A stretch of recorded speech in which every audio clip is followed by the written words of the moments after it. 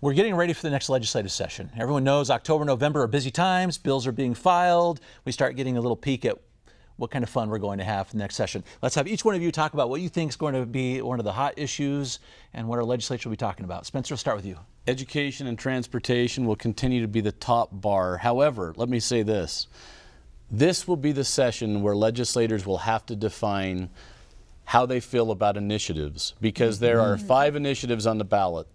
And I predict that the legislature will try to mess with all 5 initiatives this legislative session, which I don't think is going to go over well with the citizens of the state of Utah. Do you think any of those initiatives actually get on the ballot? I think that most of them will get on the ballot.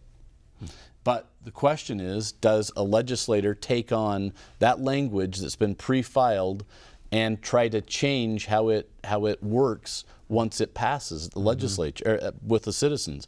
And I think that is legislators want to say they're the representative form of government. They want to say they're the people that have been elected to do this.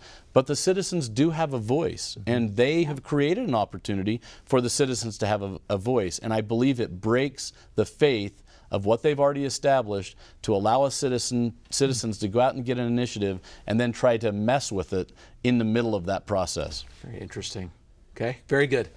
Lad? Definitely education. You talk about the ballot initiative. Our schools now wanting to raise sales taxes and the income tax. This is the last opportunity for our legislature to boost up funding, to perhaps push that aside, make it not necessary, because they do not want a ballot initiative to raise the income tax. They say it's bad for our economy. Republican lawmakers say it's bad for our economy, could keep businesses away. So I think looking at education, perhaps as a way to fend off this ballot initiative, will be a priority. You think they can get the dollar amount up high enough to make that Our Schools Now initiative go away? The Our Schools Now people say no, and they especially say, especially what happened with this last legislative session where Republican lawmakers say, look at all we did, and they say not even close.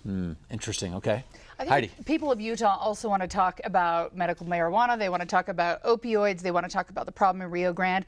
What they're willing to spend on that and where that all falls out is tough to say. But I think those are going to be issues that are going to keep coming up, whether they're ballot initiatives or not. So, what is the current discussion you're hearing on this marijuana initiative? I feel like every year more and more people that you didn't think that were very conservative and probably leaning against it, more and more people are on board with it. And I don't know if it's just because over the years it becomes more acceptable or because of the opioid crisis in Utah. I think that a lot of people want to look at it for medical marijuana, and even more people just saying, okay, let's just go full bore and just make it legal. So, yeah, okay. Interesting. I know that one's going to get really hot too. Yeah, for sure. All right. Can't wait to see what comes up. Thank you very much for your insights. You're welcome.